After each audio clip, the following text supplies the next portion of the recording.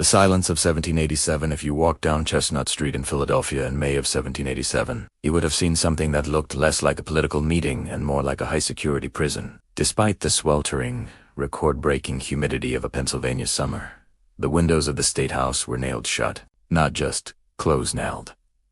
Dirt was spread across the cobblestone streets outside to muffle the sound of passing carriages so the men inside would be distracted. Sentries stood at the doors with fixed bayonets. The order was absolute. Total secrecy, no letters to wives about the proceedings, no leaks to the press, and no casual conversations at the local tavern. If a delegate dropped a single page of notes on the floor, it was treated like a national security breach. Why the paranoia? Because, 55 men were about to commit the most productive act of treason in human history. They were sent there with a very specific legal mandat fixed the Articles of Confederation. But within 24 hours, they decided to take that mandate, set it on fire, and invent an entirely new form of government that the world had never seen. They weren't just editing America, they were overthrowing the old version in a silent, bloodless coup. To understand why they were so scared, you have to understand that in 1787, the United States was a joke. It wasn't one country. It was 13 tiny, bickering nations that hated each other. New York was putting tariffs on firewood coming from Connecticut. New Jersey was being squeezed by its neighbors, like a cask tapped at both ends. The national government was so broke, it couldn't pay its soldiers. And Massachusetts had just narrowly survived Shays' rebellion, an uprising of angry farmers that almost toppled the state. The Articles of Confederation, America's first constitution, was a disaster. It was so weak it couldn't tax, couldn't raise an army, and required a unanimous vote to change anything. It was like trying to run a marathon with your shoelaces tied together. The men who gathered in Philadelphia knew that if they didn't do something radical, the American experiment would end in a bloody civil war or a British invasion within 5 years. But here was the problem. The public didn't want a big brother government. They had just fought a war to get rid of a king. The last thing they wanted was a group of elites in Philadelphia building a new throne. This is why the lockdown was so important. James Madison, the tiny, soft-spoken mastermind of the convention, knew that if the public heard what they were suggesting, a powerful president, a federal taxman, a national court, the people would have stormed the building with pitchforks. Madison was a man who lived in his own head. He arrived in Philadelphia with a suitcase full of books on the history of failed governments. He had studied why the Greeks fell, why the Romans crumbled, and why the Swiss cantons picked. He realized that for a new government to work, the delegates needed the freedom to be wrong. Think about it. If you're a politician today, you can't change your mind without being called a flip-flopper on social media. Madison argued that if these men were going to build a nation, they needed to be able to shout, argue, change their minds, and make backroom deals without a reporter hovering over their shoulders. Now, picture the room. It's 90 degrees Fahrenheit over 32 degrees Celsius. There's no air conditioning. 55 men are packed into a small room, wearing heavy wool, three-piece suits, and powdered wigs. They are sweating through their clothes. The smell must have been unbearable, a mix of stale, tobacco, ink, and unwashed bodies. The tension was a powder keg. On one side, you had the nationalists, like Alexander Hamilton, men who wanted a government so strong it looked almost like a monarchy. On the other side, you had men like George Mason, who were terrified that they were creating a vortex that would suck in all the people as celebrities. When George Washington was elected to lead the convention, he sat in a rising sun chair at the front. He rarely spoke, but his presence was the only thing keeping the delegates from walking out. He was the gravity of the room. Every time the shouting got too loud, Washington would simply look at the offender, and the room would go cold. The moment the convention truly began was when Edmund Randolph stood up and presented the Virginia Plan. This was the hidden debate that changed everything. Instead of saying, "Here is how we fix the old laws," he basically said, "The old laws are dead. We are starting over." This was a shock to the system. Several delegates stood up in protest, arguing that they had no legal right to do this. They were breaking the rules. But the nationalists pushed back with a terrifying thought. If we follow the rules, the country dies. If we break the rules, we might save it. That is the high-stakes gamble of Section 1. These were UNC's founding fathers sitting for a portrait. They were rebels in a locked room, sweating, swearing, and breaking their own laws to create a future. They knew that if they failed, their names would unbe in history books they'd be on a list of traitors to be executed if the country collapsed into chaos. As the first week ended, the delegates realized they weren't just there for a meeting. They were in a cage match, and the only way out was to build a country. The big state bully versus the little guys. The Virginia Plan. A political nuclear option. If James Madison was the father of the Constitution, he started out as its most aggressive architect.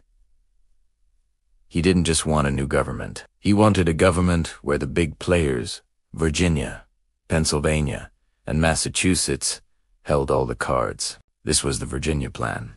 And to the smaller states, it looked like a death warrant. Imagine you are a delegate from Delaware. Your state has a tiny population, but you fought just as hard for independence as the giants. Now, Madison stands up and proposes a proportional representation system. In plain English, if you have more people, you get more votes. If you have fewer people, you get pushed around. Under Madison's plan, Virginia would have 16 times the voting power of Delaware. The small states didn't see this as democracy. They saw it as a hostile takeover. They realized that if this plan passed, Delaware, New Jersey, and Rhode Island might as well not exist. They would be vassal states to the Virginian Empire. The counterstrike. The New Jersey Plan. The room, already stifling from the Philadelphia heat, turned ice. For weeks, the delegates argued until their voices were hoarse. The small state faction found their champion in William Paterson, a man from New Jersey with a sharp tongue and zero patience for Madison's theories. Paterson didn't just disagree. He counterattacked with the New Jersey Plan. His pitch was simple. One state, one vote. It didn't matter if you had 1 million citizens or 500. In the eyes of the law, every state should be equal. This created a total deadlock. This wasn't a minor disagreement. It was a fundamental clash of philosophies. The big states argued that it was unfair for 50,000 people in Delaware to have the same power as 500,000 people in Virginia. That's not one person. One vote. They argued, that's one zip code. One vote. The small states argued that if they joined a union where they could be outvoted on everything, they were essentially surrendering their sovereignty. They'd rather go back to being independent countries or even return to British rule than be bullied by their neighbors. The union is on the verge of dissolution. The debate became so toxic that the delegates stopped eating together. They stopped drinking at the same taverns. The spirit of 1776 was evaporating. Gunning Bedford Jr. of Delaware stood up and delivered one of the most dangerous lines of the entire convention. He looked the big state delegates in the eye and hinted that if the small states didn't get their way, they might look for a foreign ally to protect them. In 1787, that was the ultimate threat. He was essentially saying, if you don't give us equality, we will go back to France or Great Britain and bring their armies back to these shores. The convention was officially falling apart. Benjamin Franklin, usually the most optimistic man in the room, was so distressed that he actually suggested they hire a chaplain to pray for them every morning because they were clearly incapable of solving this on their own. Even George Washington, sitting in his high-backed chair, looked grimmer than he had at Valley Forge. He wrote in a private letter that he almost regretted coming. The Connecticut Miracle, a messy compromise, just when it seemed like the delegates were going to pack their trunks and head home, ending the United States before it even had a president. A man named Roger Sherman from Connecticut stepped into the gap. Sherman wasn't a flashy orator like Hamilton or a deep thinker like Madison. He was a former shoemaker who understood how to cut a deal. He proposed what we now call the Great Compromise. There was a split-the-difference move that satisfied no one perfectly but saved everyone. 1. The House of Representatives. This would satisfy the big states. Votes would be based on population. The more people you had, the more power you got. 2. The Senate. This would satisfy the small states. Every state, regardless of size, would get exactly 2 senators. Today, we think of this as a stroke of genius. At the time, Madison hated it. He thought it was a confession of weakness. He argued that the Senate was an irrational institution, but the small states stood their ground. They told the big states, this is the deal. Take it, or we leave. The vote that saved America. The vote on this compromise was a nail-biter. On July 16, 1787, the convention held its breath. If the compromise failed, the convention would have dissolved that afternoon. The United States would have likely split into 3 or 4 separate, warring confederacies. The compromise passed by 5 votes, 2-4, with one state's delegation divided. It was the narrowest of margins. It wasn't a grand consensus. It was a last-ditch effort. This hidden debate reveals a truth we often forget. The American government wasn't built on a perfect vision of justice. It was built on a shouting match. The Senate exists today not because it's better, but because the delegates from Delaware and New Jersey were willing to walk out the door and let the country die if they didn't get their way. This was the first major glitch in the system, a compromise between 2 versions of fairness. That left both sides grumbling, but it worked. The big state bullies were checked. The little guys were protected. And for the first time in months, the delegates stopped packing their bags and started thinking about the next problem. Who's going to lead this mess? The ghost in the room, the hunt for a leader, the King George trauma. To understand the debate over the American president, you have to understand the collective PTSD in that room. These men had just spent 8 years and thousands of lives fighting a war against King George III. To them, the word executive didn't mean a CEO or a public servant. It meant a man with a crown, a scepter, and an army that could knock on your door at 3 a.m. When the delegates first sat down to discuss the executive branch, a heavy, awkward silence fell over the room. For several minutes, nobody spoke. They were genuinely terrified that if they created a single leader, they were just building a new throne. One man or a committee. The first hidden debate wasn't about who would be president. It was about how many of them there should be. Edmund Randolph of Virginia, the same man who proposed the Virginia Plan, stood up and argued that a single president was the fetus of monarchy. He proposed a triple executive. 3 men from different parts of the country who would have to agree before any law was signed. Imagine the chaos. Every time the country faced a crisis, these 3 men would have to debate each other like an angry married couple. The nationalists, like Alexander Hamilton and James Wilson, thought this was a recipe for disaster. They argued that in a war or a crisis, you need one person to make a decision, not a committee. They pointed to the Articles of Confederation, which had no leader at all, as the reason why the country was currently broke and falling apart. But the anti-federalists in the room weren't buying it. They argued that a single man would eventually become a tyrant. They asked, what happens if he refuses to leave? What happens if he uses the army against us? The 4-year versus life debate. Then came the question of tenure. How long does this person stay in power? Alexander Hamilton, who was famously a fan of the British system, stood up and gave a 6-hour speech. Yes, 6 hours in that 90-degree heat. He suggested that the president should serve for life on good behavior. Essentially, an elective king. The room went silent. Most delegates thought Hamilton had lost his mind. If they went back to their home states and told the people they had created a president for life, there would have been a second revolution by Tuesday. On the other end of the spectrum, some delegates wanted a single 7-year term with no chance of re-election. They figured if a man only had 7 years and could never run again, he wouldn't have the incentive to become a dictator. The hidden compromise we ended up with 4-year terms with unlimited re-elections at the time was a total gamble. They were basically saying, we hope the American people are smart enough to fire a bad leader every 4 years. The Electoral College. Shocker, now we get to the part that still causes internet arguments today. The Electoral College. Why didn't they just let the people vote? This is a hidden truth that is often uncomfortable to hear. The Founding Fathers did not fully trust the common man. They were worried about 2 things. 1. Information. In 1787, there were no TVs, no internet, and very few newspapers. They were worried a farmer in Georgia wouldn't know anything about a candidate from Massachusetts. People would just vote for the local hero, and no one would ever get a majority. 2. Mob rule. They were terrified of a demagogue, a fast-talking politician who could whip the public into a frenzy with lies and empty promises. The Electoral College was designed as a filter.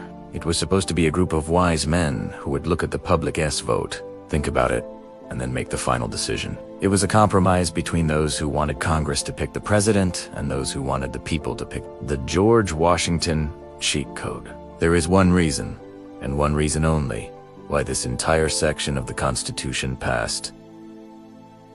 George Washington was sitting in the room. Everyone in that room knew that Washington would be the first president. They trusted him. They had seen him lead an army for 8 years, and then in an act that shocked the world, give up his power and go back to his farm. Because they trusted Washington, they were willing to give the office of the president more power than they otherwise would have. They essentially tailor-made the presidency for one man. The hidden debate that haunted them as they signed the document was, we know Washington, won't be a tyrant, but what about the guy who comes after him?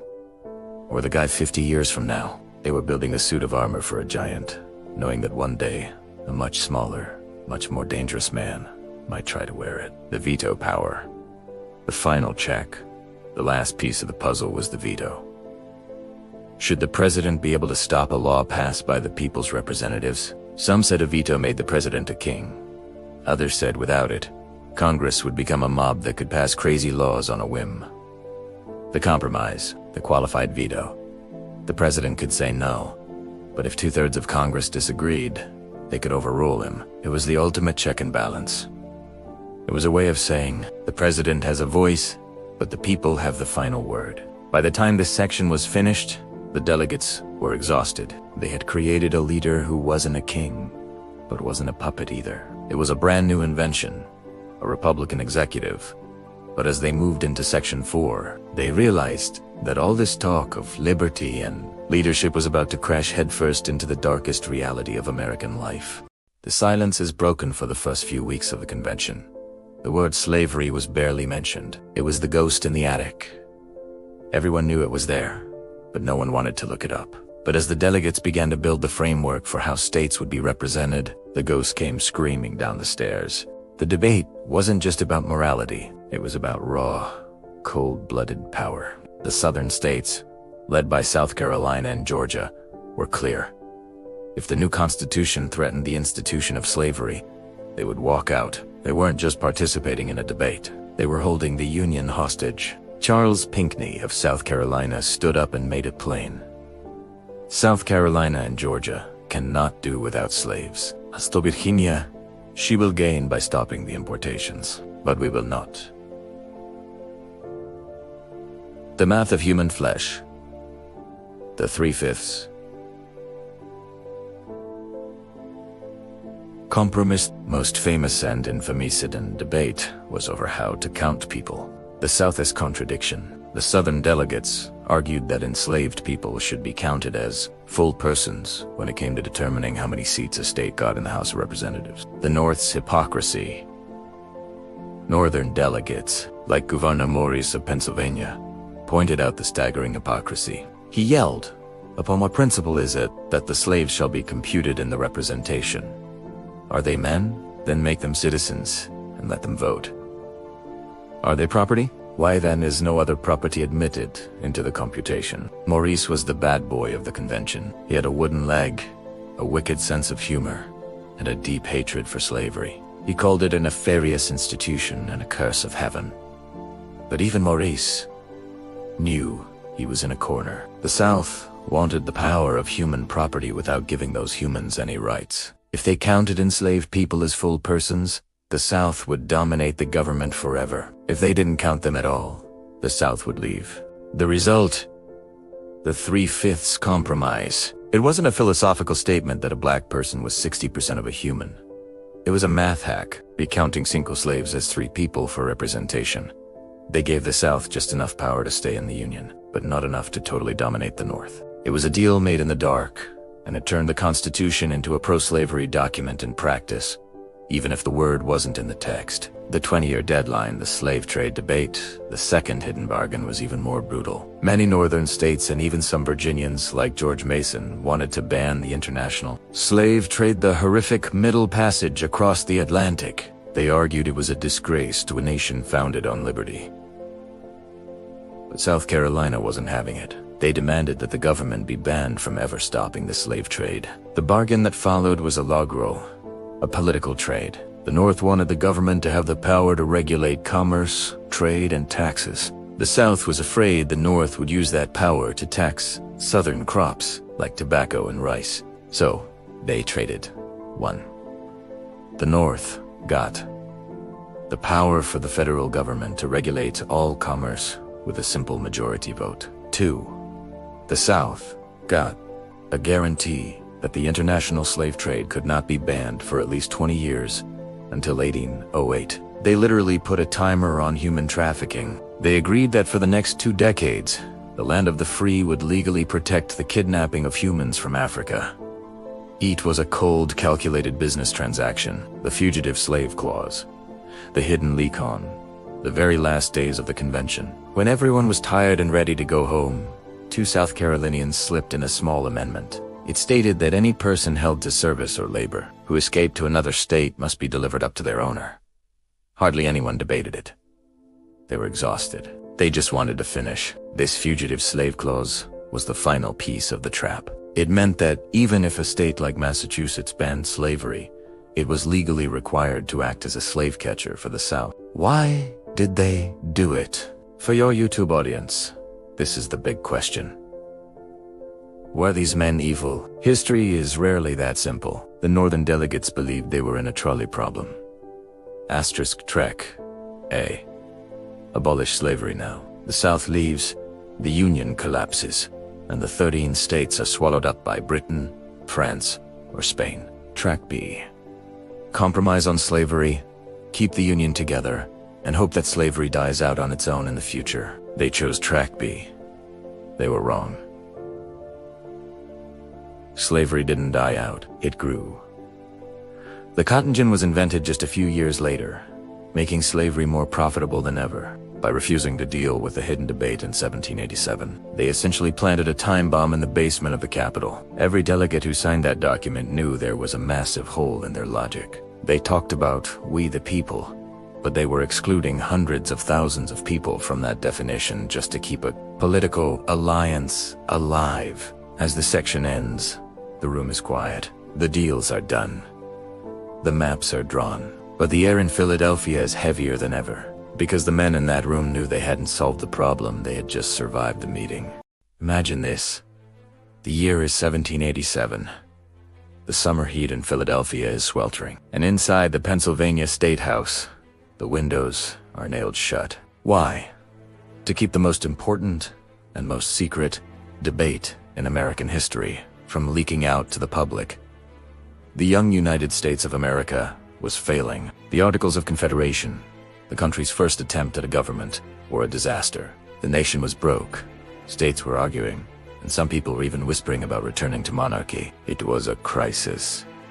So, 55 men, the delegates from 12 of the 13 states of Rhode Island, sat this one out for what was supposed to be a simple revision of the Articles. But visionaries like James Madison and Alexander Hamilton had bigger plans. They didn't want to just patch up a sinking ship.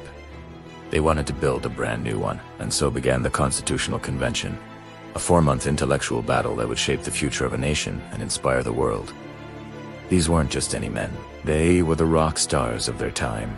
You had the stoic and revered General George Washington, whose very presence gave the convention legitimacy. He was unanimously elected its president, sitting in a chair with a half-sun carved on its back, a detail that would become famously symbolic later on. Then there was James Madison, the father of the Constitution. He was short, soft-spoken, and only in his 30s, but he came prepared. He had spent months studying every form of government known to history, from ancient Greece to modern Europe. His Virginia plan became the blueprint for the debate, proposing a strong national government with 3 branches: legislative, executive, and judicial. But not everyone agreed with Madison. The convention was immediately split between the big states and the small states. Big states like Virginia and Pennsylvania wanted representation in the new government to be based on population. That made sense to them. More people should mean more power. But the small states, like Delaware and New Jersey, were terrified. They feared they would be completely overshadowed and their interests ignored. William Paterson of New Jersey fired back with his own plan, the New Jersey Plan, which proposed keeping a single legislative body where every state got 1 vote, just like under the Articles. The debate grew heated. For weeks, the convention was deadlocked. The delegates argued, they shouted, They threatened to walk out. It seemed like the entire experiment was about to collapse before it even began. This was the moment of the Great Compromise. Roger Sherman of Connecticut proposed a solution. A two-house legislature. In one house, the House of Representatives, representation would be based on population, pleasing the big states. In the other, the Senate. Each state would have 2 senators, regardless of size, protecting the small states. It was a brilliant move that saved the convention. But the compromises didn't stop there. One of the darkest and most difficult issues they faced was slavery. The southern states wanted to count their enslaved population for the purpose of representation, which would give them more power in Congress.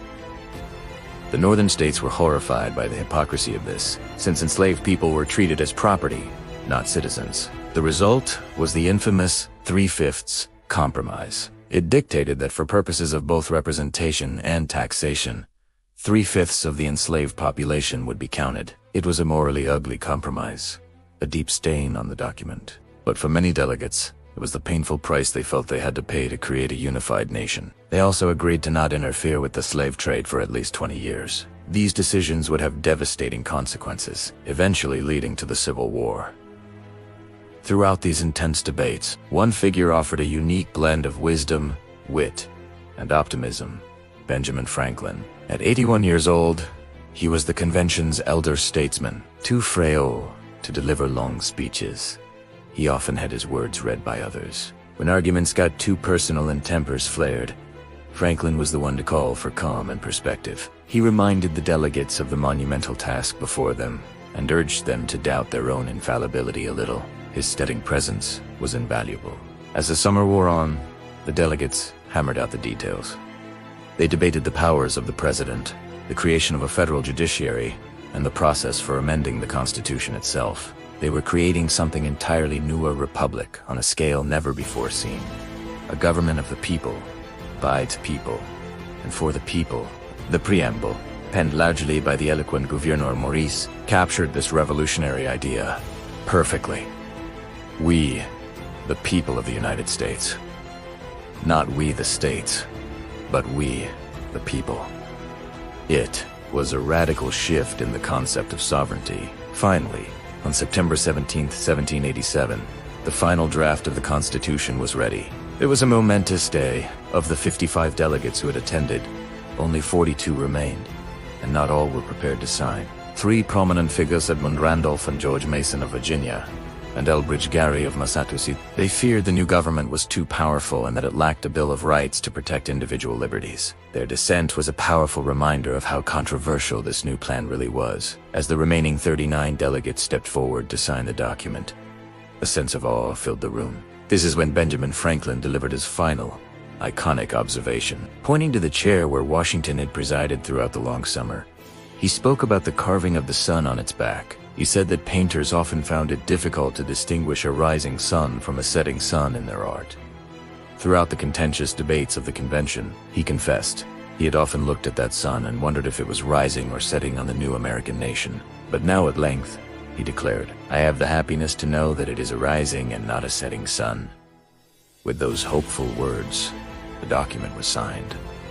But the story wasn't over. The Constitution didn't automatically become law. It had to be ratified or approved by at least 9 of the 13 states. This kicked off another year of intense, nationwide debate. Supporters of the Constitution, who called themselves Federalists, squared off against the Federalists, led by Alexander Hamilton. James Madison and John Jay wrote a series of brilliant essays known as the Federalist Papers, arguing persuasively for the new frame of government. The Anti-Federalists argued back, publishing their own essays and pamphlets, warning of the dangers of a strong central government and demanding a Bill of Rights. In the end, the Federalists won, but the Anti-Federalists secured a crucial victory. To win over key states like Massachusetts and Virginia, the Federalists promised to add a Bill of Rights as the very first order of business for the new government, and they kept that promise. In 1791, the first 10 amendments to Bill of Rights guaranteeing essential freedoms like speech, religion, and the press. The signing of the Constitution was not the end of a struggle, but the beginning of one. It's a living document, one that has been amended 27 times to adapt to a changing society. It's been the subject of endless debate and interpretation, from the Supreme Court down to high school classrooms. It's a document born of compromise, a testament to the idea that people with deep disagreements can come together to create something lasting. It's a story of imperfect people striving to create a more perfect union. And that rising sun that Franklin saw, it continues to challenge every generation of Americans to keep it rising, to live up to the ideals of liberty and justice for all. Thank you so much for watching. If you found this journey into history as fascinating as I do, please hit that like button and subscribe for more stories that shaped our world. Let me know in the comments what part of the Constitution's story interests you the most. See you next time.